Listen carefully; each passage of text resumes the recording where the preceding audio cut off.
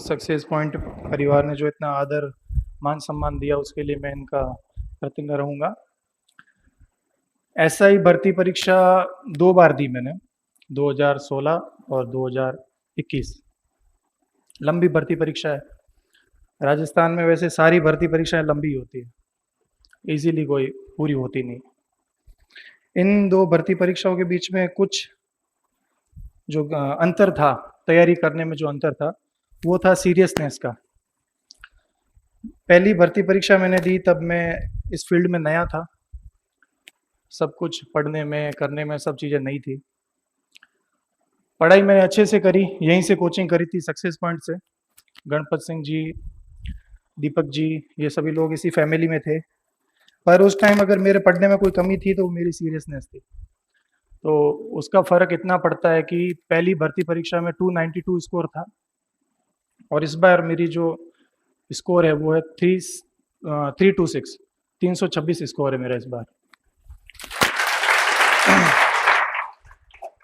इस 326 के अंदर बात करें हिंदी की तो मेरा 170 स्कोर है उसमें, और जीके में 156 स्कोर है। अब बात आती है कि तैयारी सब करते हैं, सिलेक्शन कहाँ आएगा? सिलेक्शन आएगा कि पहली चीज आपका गोल क्या है। पटवारी बनना है, एसआई को छोड़ दो। ग्राम सेवक बनना है, एसआई को छोड़ दो। टीचर बनना है, छोड़ दो। आपका मेन जो फिगर पॉइंट अगर एसआई है या आरएस है, आरएस प्री भी अगर आपका फोकस पॉइंट है तो उसको आप आज से ही लेके चलो। इजी नहीं है। जितना आप मान के चलोगे कि आज के टाइम में 310 315 के जो स्कोर लेके आए थे वो भी पीछे रह गए। बहुत टफ रहेगा मामला। धीरे धीरे कंपटीशन बढ़ रहा है, कुछ लोग कंपटीशन को चीट भी कर रहे हैं, वो भी रहता है। इस सभी चीज़ों के बीच में आप कितनी भी मेहनत कर लो, आपको पेपर ही सिलेक्शन दिलाएगा। आपकी प्रायोरिटी पेपर है। 400 नंबर का पेपर है। हिंदी बहुत अच्छा स्कोरिंग सब्जेक्ट है। 200 नंबर का पेपर है, आप 199 भी ला सकते हैं, 200 में से 200 भी ला सकते हैं। बहुत इजी पेपर, बहुत आसान पेपर, समझने में आसान। कोई गणित है ना, कोई रीजनिंग है ना, कोई फंडा है ना, कुछ अप्रोच है। सीधी और साफ चीज़ काम आती है। ग्रामर में सर का पढ़ाया हुआ नोट्स, और बाद में वोकेबलरी में काम आती है आपकी करी हुई मेहनत।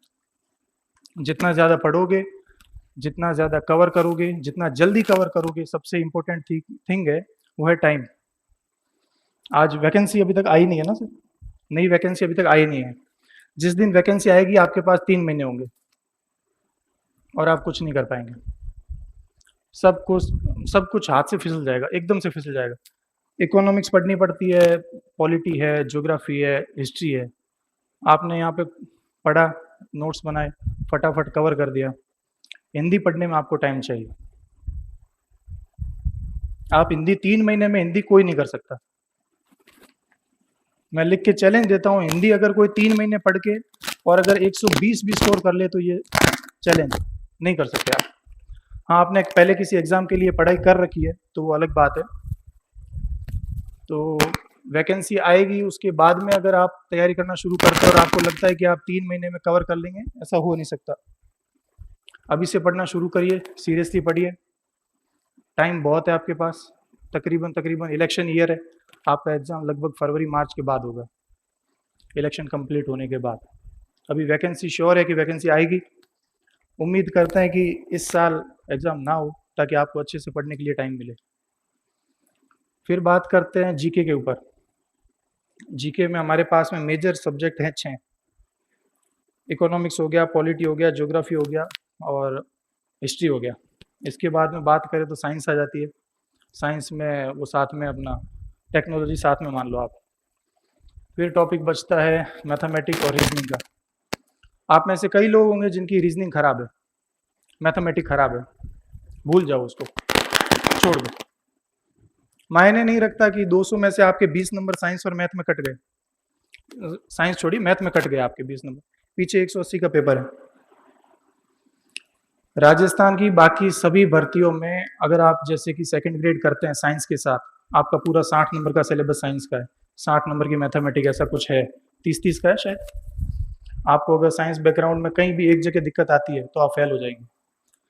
RAS प्री और SI, इसमें आपको मैथमेटिक या साइंस या हिस्ट्री ऐसा कोई भी एक पॉइंट है जो कि आपका खराब है, वो पॉइंट आपको नहीं रोक सकता।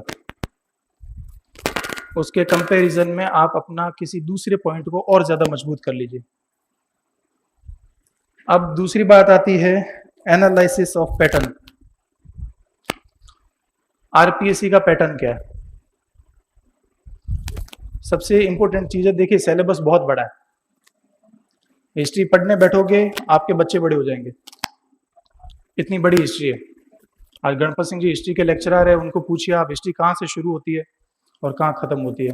और उसके बाद भी जब कंपटीशन एग्जाम की बात आती है तो एक शायद 2015 में किसी एग्जाम में मैंने क्वेश्चन देखा था हिस्ट्री का कि मेवाड़ राज्य की राजकोषीय आय क्या थी, और कोई सन बता रखा था 1860।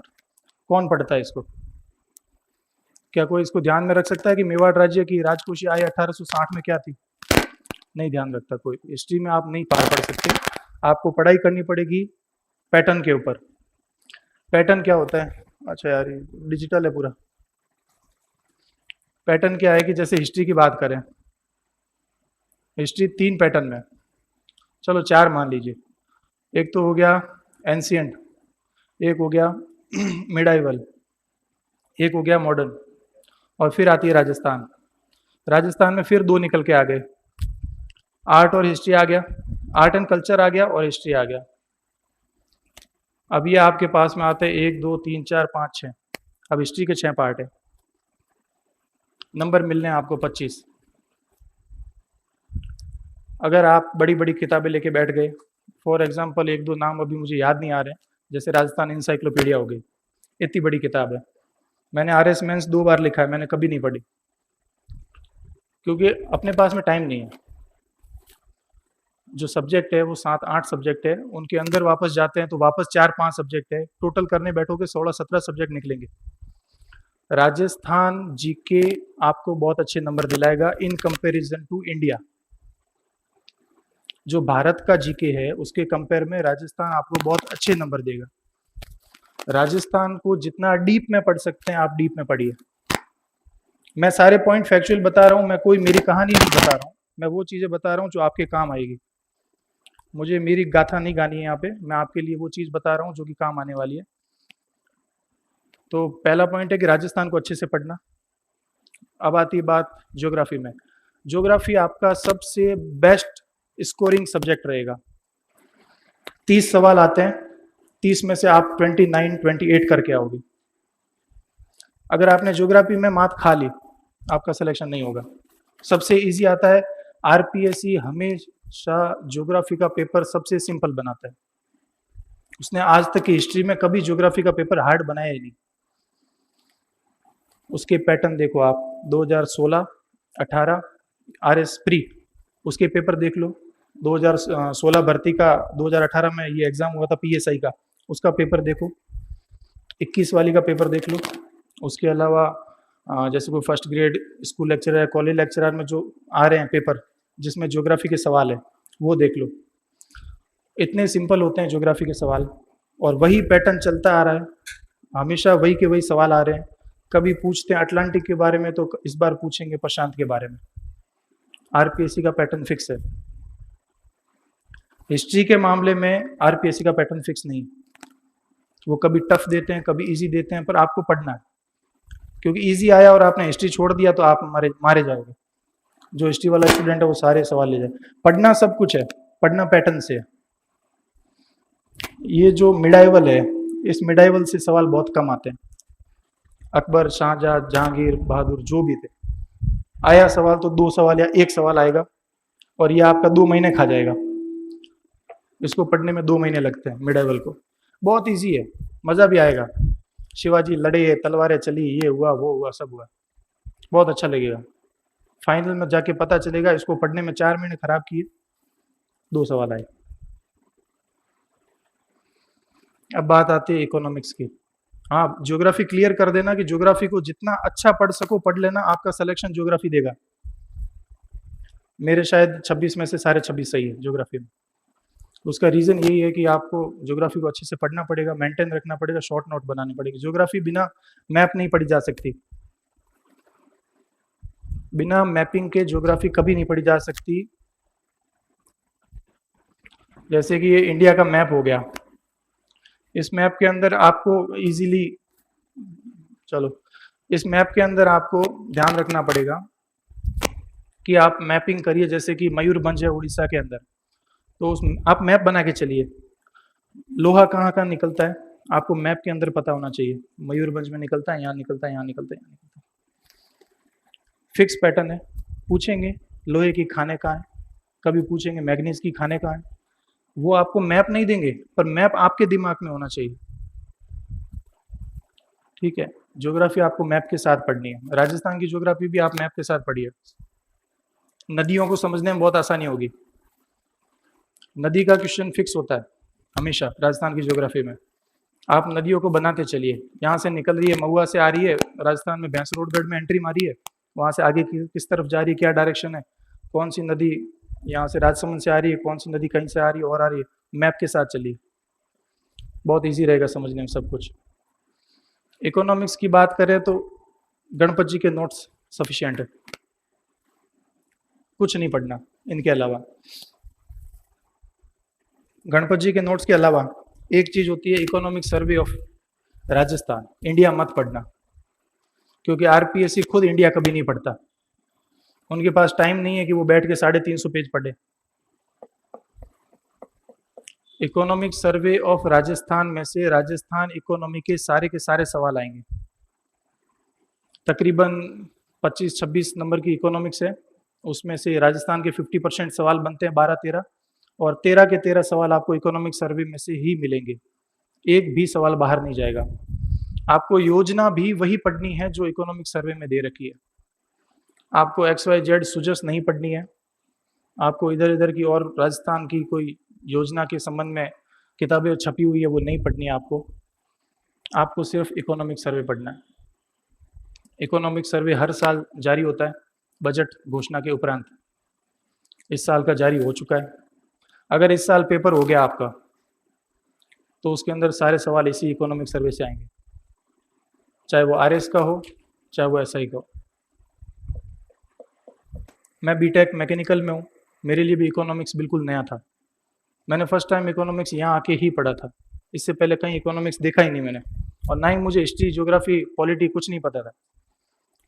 विडम्बना कह लीजिए, इंजीनियरिंग सबसे बेरोजगार व्यक्ति है इस दुनिया का, और ये हकीकत है। इसलिए हम अपना फील्ड चेंज करते हैं और हमारे लिए दूसरा एक ही फील्ड बचता है, वो है GS प्रिपरेशन। तो मेरे लिए भी ये सब कुछ नया था, मैंने भी पहली बार पढ़ा। हाँ, तैयारी में फ़र्क होता है। फर्स्ट टाइम मैंने सीरियसली पढ़ाई नहीं करी, फिर मैंने RS मेंस 2018 10 नंबर से चूका मैं, तब थोड़ा दुख हुआ कि हाँ पास में थे। फिर SI आ गई लगती।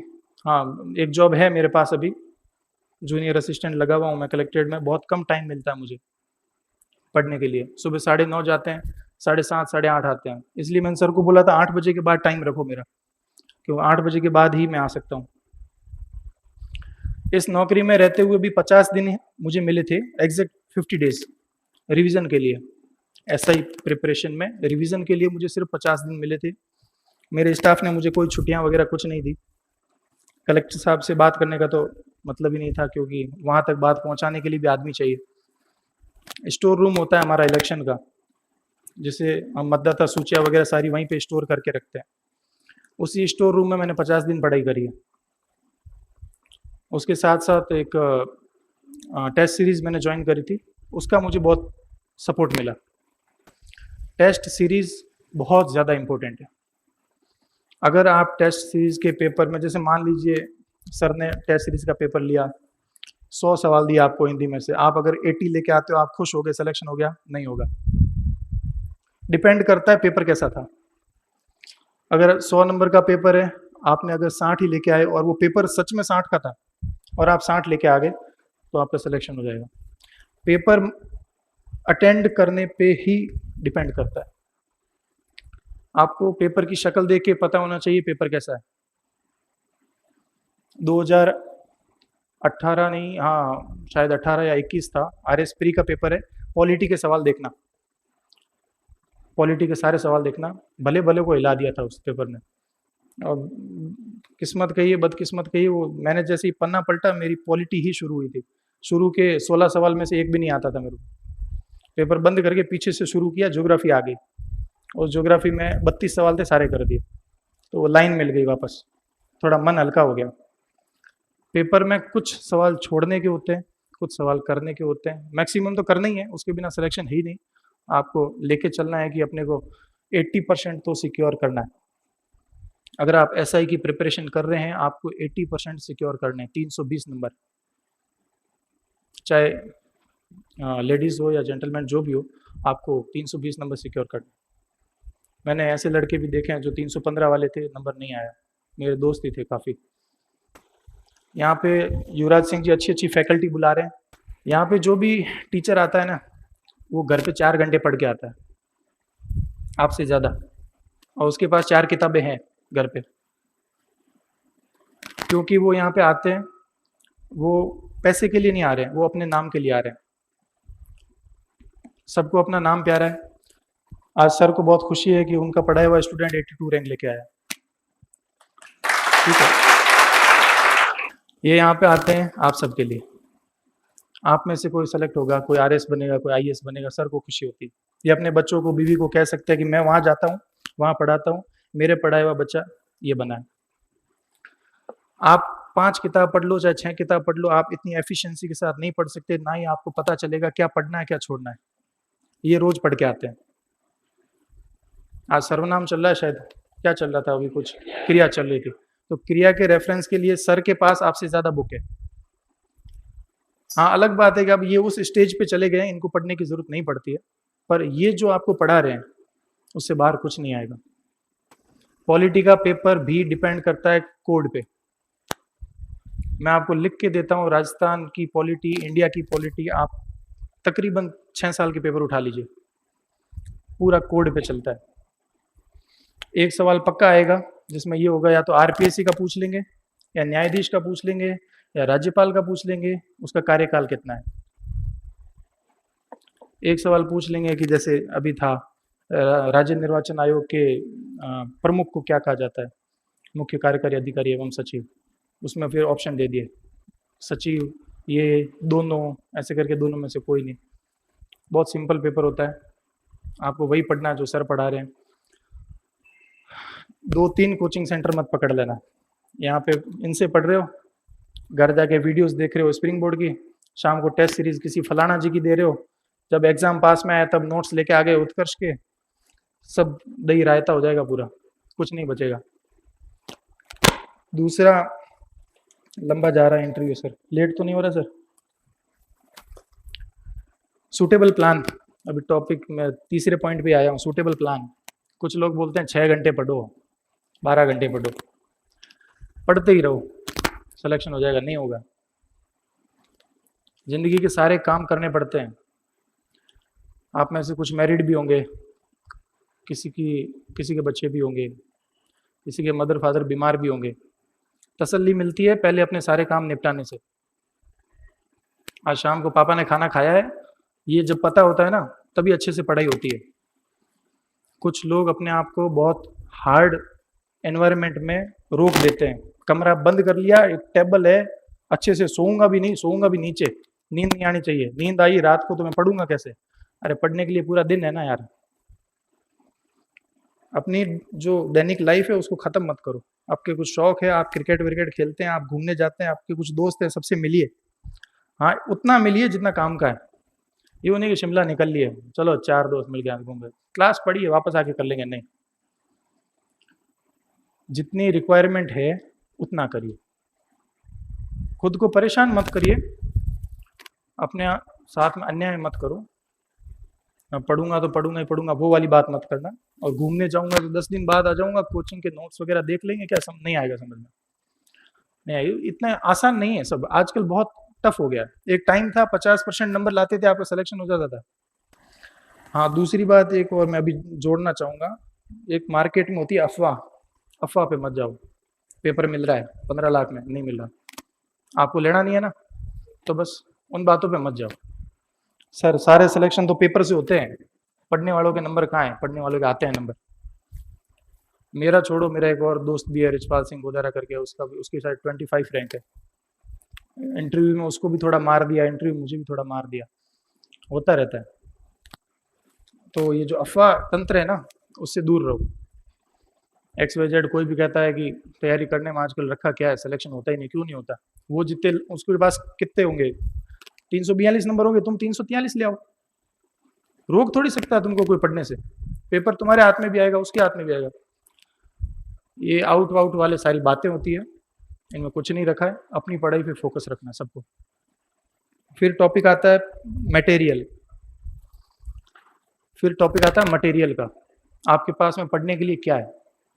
पर डिपेंड करता है, आपके पास में बहुत सारे सब्जेक्ट हैं, history, polity, economy, science. Science पढ़ने बैठोगे तो उसमें तो हालत खराब हो जाएगी। जो साइंस बैकग्राउंड से हैं वो जल्दी जल्दी पूरा कर देते हैं, पर उनके भी नंबर नहीं आते हैं। RPSC की साइंस बहुत टफ होती है। साइंस में ये जो आर्ट्स वाले हैं ना, तुमको बहुत फायदा है, दिक्कत नहीं आएगी इतनी, क्योंकि साइंस वाले ये भी उसी स्थिति में, नंबर नहीं आते इनके भी, ये भी मर पड़ के उसमें नंबर लाते हैं अपने टेक्नोलॉजी में, वो आसान है। टेक्नोलॉजी से जो भी सवाल आएगा सारा करंट से आएगा, ये टॉपिक याद रखना। टेक्नोलॉजी में कुछ भी पुराने इतिहास से नहीं आएगा, नहीं पूछेंगे कि चंद्रयान कब रिलीज हुआ, पूछेंगे अभी क्या हो रहा है। 4 PSLV दे देंगे, आगे 4 उपग्रह लिख देंगे, मिलान करो, सवाल ये आएगा। साइंस का मैं बोलूं तो अगर किसी की साइंस बैकग्राउंड है तो वो अच्छे से पढ़ ले, जिसका बैकग्राउंड नहीं है उसके लिए थोड़ी तकलीफ वाली बात है। कोशिश करिए पढ़ने की, खासकर बायोलॉजी, फिजिक्स समझ में नहीं आएगी। अगर आप साइंस बैकग्राउंड से नहीं है तो आपके लिए फिजिक्स तो मुश्किल है, नामुमकिन कुछ नहीं है पर मुश्किल है। केमिस्ट्री अच्छी है, आप कर सकते हैं, बायोलॉजी आप पूरी कर सकते हैं। अगर 10 सवाल आते हैं, 10 में से आपको 7 बायोलॉजी के मिलेंगे, फिजिक्स का 1 आध या 2, केमिस्ट्री के 1 आध या 2। पॉलिटी हो गया, साइंस पे भी बात होगी, मैथमेटिक्स जिसको आती है कर लेना, जिसको नहीं आती है प्रेशर मत लेना। मैथ ऐसी चीज है 10th क्लास तक अगर आ जाती है तो आ जाती है, वरना कभी नहीं आती है, बहुत अलग हो जाएगा। अभी टाइम बहुत है अपने पास, शायद मेरे हिसाब से 8-9 महीने आपके पास, तो आप मैथ्स साइंस जो आपका नॉन बैकग्राउंड है उसको भी सीखने की आप ट्राई कीजिए। कोई भी नोट्स होते हैं ना, उनका एक असूल होता है, आपको वो 3 बार पढ़ने पड़ते हैं, 3 बार में जाके वो यहाँ सेट होते हैं कि हाँ ये लिखा है, बीच में कुछ याद आ जाता है ना, आज उसका फलाने का फोन आया था, उसकी बीवी बीमार थी, ये था वो था, वो बीच में आ जाता है। अपन जब रिवीजन करते हैं तो वो चीजें बीच में आती है, माइंड अपना कंसंट्रेट नहीं रहता, किसी का नहीं रहता। अपनी जिंदगी ऐसी हो गई है, आपके कोई सीरियल याद आ जाता है, कोई अगर शौकीन है टीवी देखने वाला तो उसको सीरियल याद आ जाता है, किसी को कुछ हो जाता है, फलाने का आज ये है वो है। ये चीजें अपनी कंट्रोल में नहीं है, किसी के भी कंट्रोल में नहीं है। आप ये नोट्स अगर मैं कहता हूँ 3 बार रिवीजन कर लेते हैं तो आपको सब आता है, सब कुछ आता है आपको, खूब है, सफिशिएंट है। अब बाकी फैकल्टी को मैं इतना नहीं जानता, पर दीपक सर को और गणपत जी को मैं जानता हूँ, उनका पढ़ाया हुआ बाहर कुछ नहीं जाएगा। सर मैंने अभी जो वापस हिंदी का दिया वो भी आपके नोट्स पढ़ के ही दिया मैंने और कुछ भी नहीं पढ़ा। टेस्ट सीरीज के बारे में आपको कह चुका, भागो मत, होता है नया नया, मैं भी तैयारी करने आया था, टेस्ट सीरीज जिस दिन होती थी उस दिन बैग उठा के भाग जाते थे, यहाँ से भी भागे, स्प्रिंग बोर्ड से भी कभी कभार भागे थे हम, कि नहीं नहीं यार आज पढ़ा हुआ नहीं है चलो। वो मैच्योरिटी तब आती है जब आप 4 बार बचीड़ खा लेते हो, खाया मैंने कई बार खाया, आप भी खाओगे। अभी काफी बच्चे तो इतने छोटे छोटे दिख रहे हैं ना, ये ऐसे लग रहा है कि इनकी तो अभी उम्र भी नहीं है ऐसा ही बनने की। हाँ वही तो, इनकी तो अभी उम्र भी नहीं दिख रही है कि ये कुछ इतना जल्दी कर देंगे, पर बहुत बाद में अकल आती है, बादाम खाने से नहीं बचीड़ खाने से आती है, सही बात है। वो अकल आएगी तब आपको पता चलेगा, कोई फर्क नहीं पड़ता टेस्ट में क्या, आपको अपना कॉन्फिडेंस डेवलप करने के लिए टेस्ट सीरीज देना है। मैंने लड़के देखे हैं यहाँ से पढ़ के जाते हैं किताबें भर भर के, वहाँ रस्ते पूरे में किताब पढ़ते हैं। मेरे साथ में गंगानगर चले थे RS प्री की एग्जाम देने के लिए, मेरे स्टाफ दे, मैंने कहा तू पूरे साल तो नहीं पढ़ा, आज क्यों पढ़ रहा है? तो अरे यार इसमें से पक्का सवाल आएगा। ठीक, फेल हो गया, 36 नंबर आए थे 200 में से। वो अलग बात, नहीं पढ़ सकते आप, 1 दिन पहले 2 दिन पहले आप नहीं पढ़ सकते। आप पढ़ोगे आपके हाथ पैर फूल जाएंगे, अपना मेंटली ऑर्डर बहुत डिपेंड करता है कि आप पेपर कैसे क्लियर करेंगे। आप शांत हैं, आप ठंडे दिमाग से पेपर देने जा रहे हैं, आपको नर्वस नहीं होना है। वहाँ पेपर देने जाते हैं तब कई बार वहाँ जो लोकल स्टाफ होते हैं सेंटर पे वो भी बदतमीजी करते हैं, उनसे भिड़ना नहीं है। मैंने कई बार देखा लोग भिड़ जाते हैं, लड़ लेते हैं कांस्टेबल से। अपने को क्या करना है, उसने क्या मांगा, आईडी प्रूफ लेके जाना है, फोटो लेके जाना है। पहले से तैयारी ऐसी रखो ना कि अपने को किसी जाके भिड़ना नहीं है। एक और है कि आप जिस दिन पेपर देने जाते हैं उस दिन एटलीस्ट आप रईस बन के जाइए। आप बसों के फ्री के चक्कर में आप टिंग टिंग के मत जाइए। देखा है मैंने, बसें फ्री होती है, लड़के ऊपर बैठ जाते हैं, नीचे बैठ जाते हैं, अंदर है। खुदा ना खास्ता कुछ हो गया तो क्या करोगे? तैयारी कर रहे हो, पढ़ रहे हो, एटलीस्ट उस एक दिन आप रईस बन के जाइए। अच्छे से एसी का स्लीपर कुछ बुक करा लीजिए, जाइए वहाँ पे रूम लीजिए, अच्छे से एक दिन रुकिए, अच्छा अच्छा खाइए, अच्छा अच्छा पीजिए। पैदल पैदल भाग के सेंटर पे मत जाइए, टैक्सी में बैठिए, 50 रुपए लेगा, सेंटर पे आराम से पहुंचिए। पानी की बोतल नहीं है तो खरीद लीजिए, 20 रुपए लगते हैं, उसके लिए टूंटियों पे जाके खड़ा मत रहिए। वो ये सारी चीजें है ना, ये आपकी मेंटल पीस पे डिपेंड करती है, दिमाग की शांति। जहाँ 2 रुपए कहीं बच रहे होते हैं हम उसकी तरफ भागते हैं, पर नहीं, उस दिन नहीं करना है। ये प्रैक्टिकल चीज है। आप ठंडे दिमाग से जाइए, बहुत शांत जाइए, वापस आके घर कंजूसी कर लेना जो कंजूसी करनी है, उस दिन आप शांत रहिए।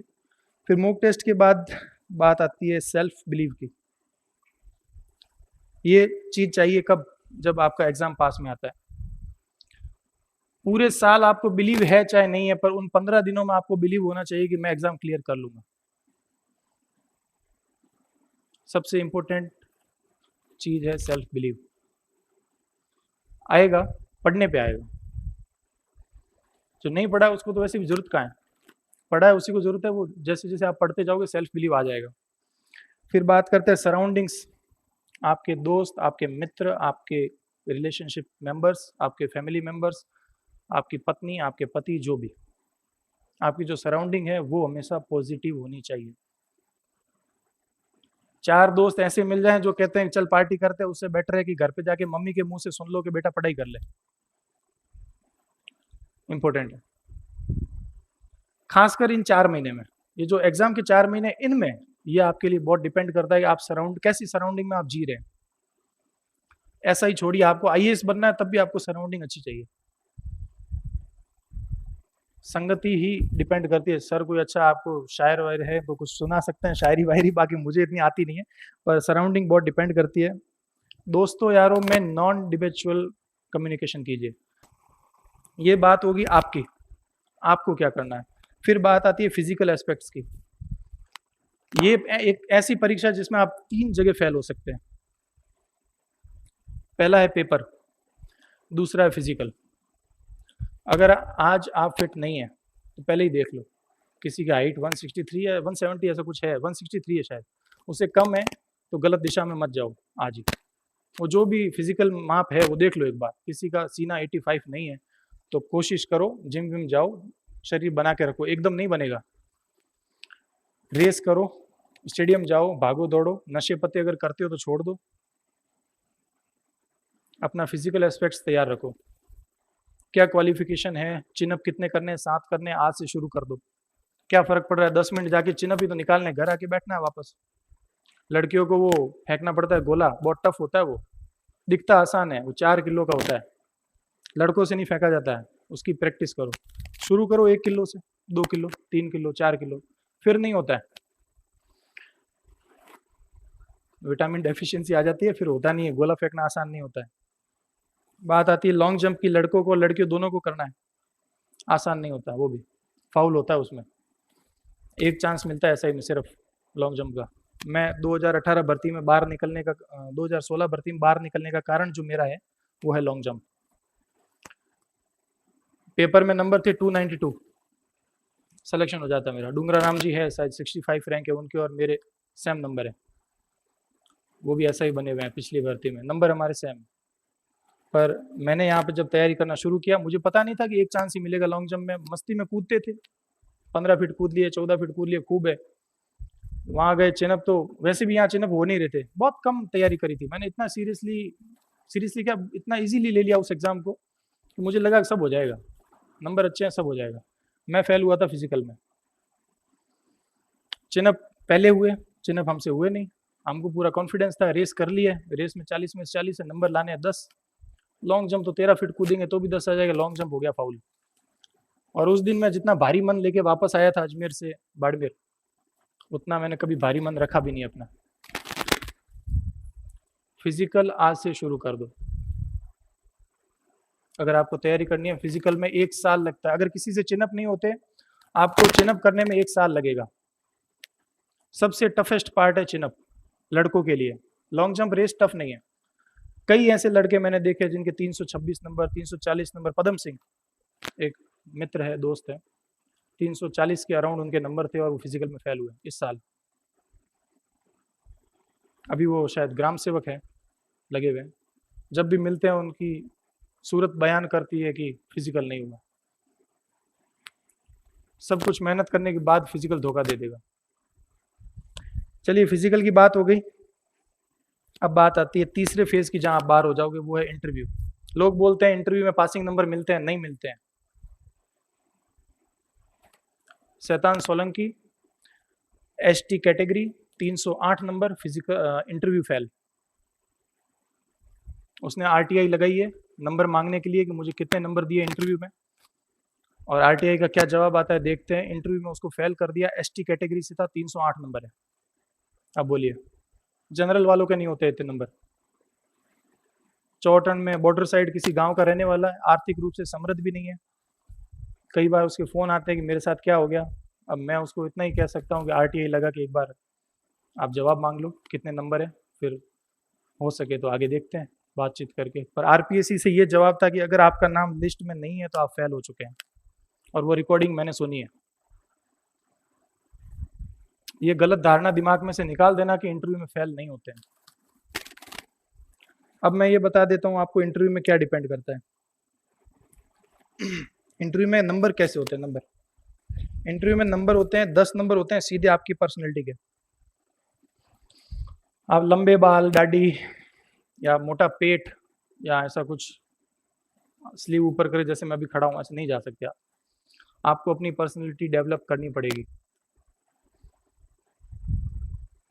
पर्सनैलिटी डेवलप करने के कई तरीके होते हैं, जैसे कि आप यूट्यूब पे वीडियो देख सकते हैं, लोगों के बोलने का हाव भाव दे सकते हैं, लोग कैसे बात करते हैं, कैसे बोलते हैं।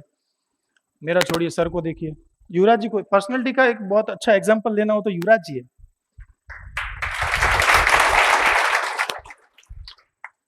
ये इतने वर्सटाइल व्यक्ति हैं कि कभी कभी इनसे देख के जलन होती है कि आदमी है या क्या है। इन्होंने एक्टिंग की दुनिया में भी कदम रखा, आपको शायद किसी को पता हो चाहे नहीं हो। ये पहले एक फिल्म इंडस्ट्री एरिया में भी थे, वहां से वापस आए तो बिजनेसमैन के रूप में भी थे, फिर एजुकेशन फील्ड में आए, फिर ये चिकित्सा के फील्ड में आए, और पता नहीं अब तो इनका कहाँ कहाँ व्यापार क्या क्या है, इनको भी शायद इतना याद नहीं है। ये डिपेंड करता है पर्सनैलिटी पे। आप किसी इंसान से जाके 2 मिनट बैठते हैं ना आप किसी के पास, तो सामने वाला आदमी को ऐसा होना चाहिए कि यार 10 मिनट और बैठ जाए ना तो अच्छा सही रहे। मैं ये नहीं कह रहा हूँ कि आपका रंग रूप डिपेंड करता है, रंग रूप डिपेंड नहीं करता है, वरना साउथ इंडिया के एक भी आईएएस बनता ही नहीं अगर रंग रूप डिपेंड करता। नहीं, डिपेंड करता है आपकी बात करने का तरीका। आती मेरे को भी है, ठीक, ऐसे बोलना नहीं है, ये आदत छोड़नी पड़ेगी, समझे। छोड़ना पड़ेगा इन केस कि अभी आपको छोड़ना पड़ेगा अगर आपको इंटरव्यू देना। इंटरव्यू ऐसा ही एक ऐसी सेकंड ग्रेड नौकरी है जो इंटरव्यू लेती है, और वो पूछते हैं कि आपको क्या लगता है एसआई में से इंटरव्यू रखना चाहिए, हटा देना चाहिए। फ्रस्ट्रेटेड होके बोलना नहीं है हटा दो, कहना है नहीं सर रखना चाहिए। पब्लिक डीलिंग की जॉब है, लोक प्रशासन से जुड़ी हुई है। दैनिक जीवन में ऐसे बहुत सारे केसेस आते हैं जहाँ पे लोगों को कन्विंस करना पड़ता है कि भाई इसने तेरे बच्चे को मार दिया पर तू कानून हाथ में मत ले। सुनता है ऐसी कोई बात? कोई नहीं सुनता। वो उसको समझाने के लिए इंटरव्यू लिया जाता है, पर्सनैलिटी देखने के लिए। पर्सनैलिटी डेवलप एक दिन में नहीं होगी, सालों साल लग जाते हैं आदमी को। ये एक्टिंग है पूरी। आप अपने नेचुरल जीनोम को नहीं छोड़ सकते। आप घर जाते ही वापस वही भाषा बोलेंगे, पर नहीं, आपको उस एक्टिंग के लिबास में रहना है। ये एक लिबास है, सब झूठा लिबास है। आपको युवराज जी आपके सामने आते हैं कितनी बार हंसते हैं? आप चलो ऐसा ही नहीं बनते कोई बात नहीं, आपको कोई बिजनेस भी करना है तो भी आपको सीखना पड़ेगा। दिन में 10 आदमी आते हैं, आप किसी के पास ऑफर लेके जाते हो, वो आपको दरकिनार कर देंगे, तो भी हंस के थैंक यू सर कह के निकलना पड़ता है। सीखना पड़ेगा, चाहे आप आरएस बनो, चाहे एसआई बनो, चाहे कुछ भी बनो, ये पर्सनैलिटी आपको खुद डेवलप करनी है। इंटरव्यू देखो। फिर बात आती है कि 10 नंबर मैं खुला कहता हूँ आपकी पर्सनैलिटी के सीधा, और 10 नंबर आपके डिपेंड करते हैं प्रेजेंटेशन।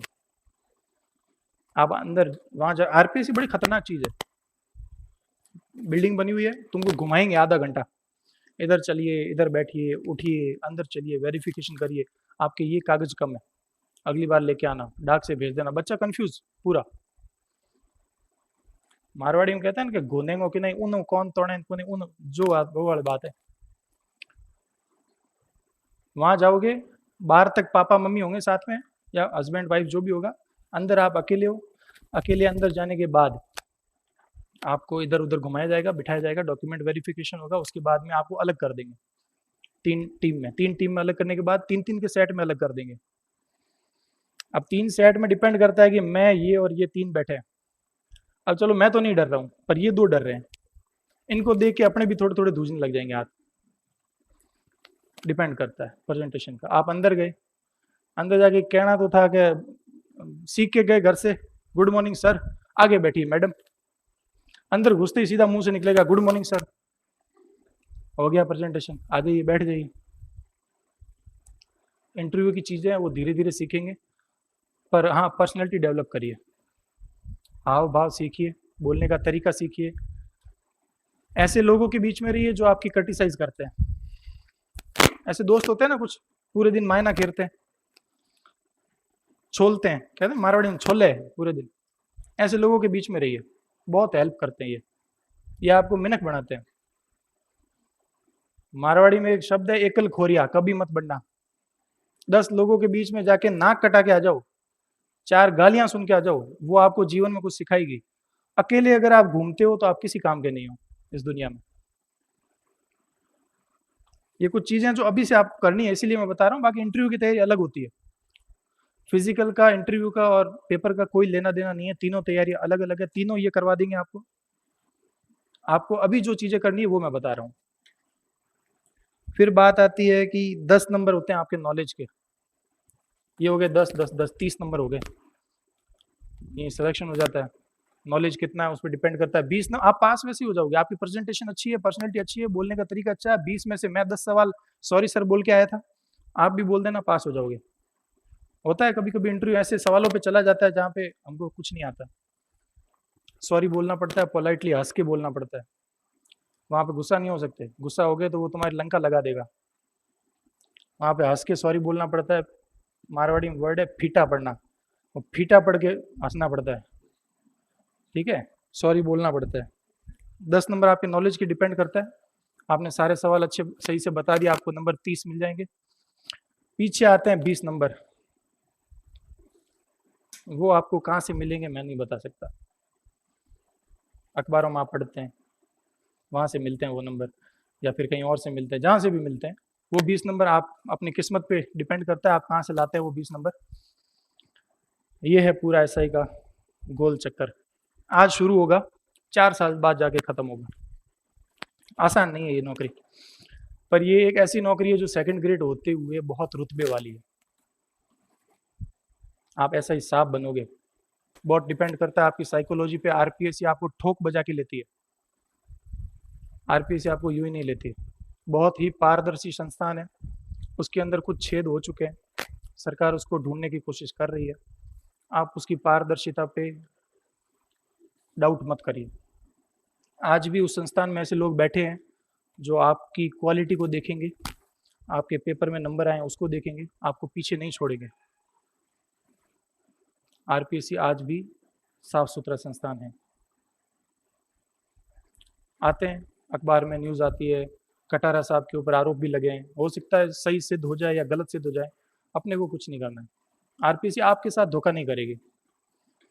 कुछ रीजंस रह जाते हैं जिससे आप पीछे रह जाएं, तो उसमें भी मेरा ये मानना है कि समय खराब मत करिए, फिर से तैयारी कीजिए।